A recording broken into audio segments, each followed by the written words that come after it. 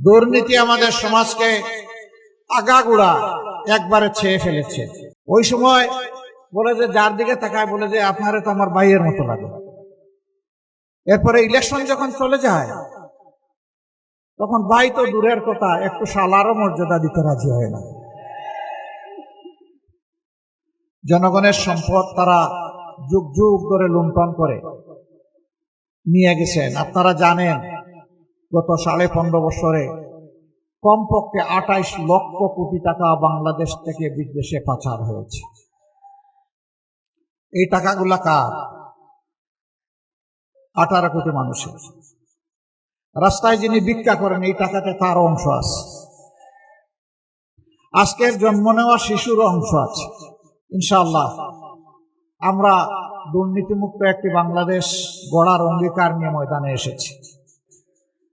আপনাদের এখানে তো কোনো চাঁদাবাজি তেমন হওয়ার কথা না, এখানেও চাঁদাবাজি হয়। ইনশাআল্লাহ আল্লাহ তাআলা আমাদেরকে সুযোগ দিলে এই দেশ পরিচালনার আমরা চাঁদাবাজের হাত বন্ধ করে দেব ইনশাআল্লাহ। আর চাঁদাবাজি করার দুঃসাহস কেউ দেখাবে না।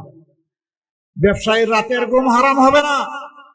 ফুটপাতের সাধারণ হকারকে চোখের পানি ফেলতে হবে না যে আজকে সারাদিনে কয় টাকা রুজি করবো, শুরুতেই তো তাকে 100 টাকা আমার দিতে হলো।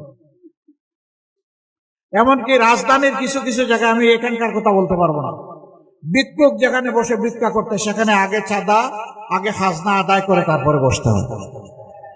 এরা কোন স্তরের প্রাণী আপনারাই চিন্তা করেন। রাজনীতি আমাদের পেশা নয়, রাজনীতিকে আমরা কর্তব্য হিসাবে নিয়েছি। রাজনীতিতে যারা পেশা হিসাবে নিয়েছে, দুর্নীতি, চাঁদাবাজি, মামলাবাজি, লুণ্ঠন এগুলা তারা করে।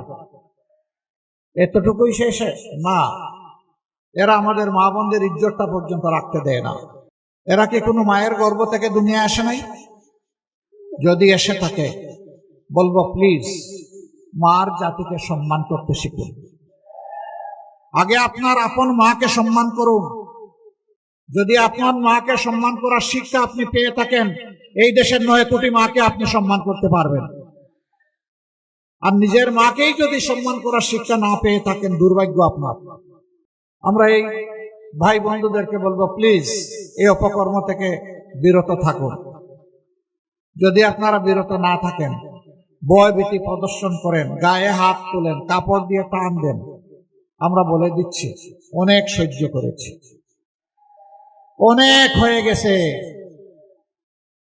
প্রয়োজনে জীবন দিব, কিন্তু মায়ের ইজ্জত কাউকে কেড়ে নিতে আর দেয়া হবে না ইনশাআল্লাহ।